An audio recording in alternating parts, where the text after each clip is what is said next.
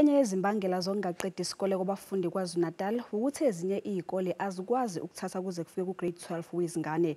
Esinye sezikole ezinalenkinga yiNqundu Combined School eseNkandla njengoba iqala kuGrade R igcine kuGrade 10.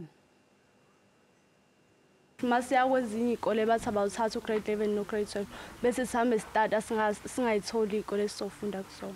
Besicela Nkosi yami ukuthi basenzele uGrade 11 noGrade 12 ngoba amaphupho njengamanje sibone ngathi ayashabalala. Unompumelelo Sikhakhanye kanye noAndiswa Dlamlenze bahlala lovalweni ngekusasa labo.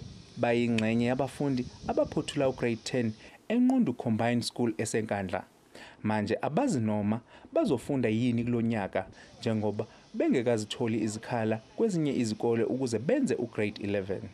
Abanye abazali abakwazi ukuba nemali yokuthumela abafundi kulezi zikole.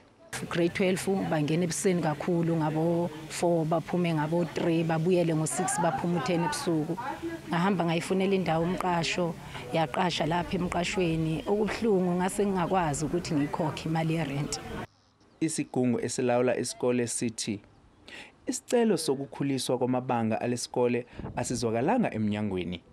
Ngo-2012 lapho okwasukunywa khona impela kuzanywa ukuthi kube nalama class la azo edwa u11 no12 kwanamathemba basithembisa kwagcina kuthuleka.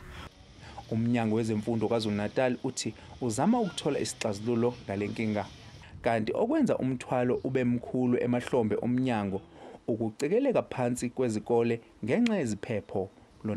SABC News eNkandla.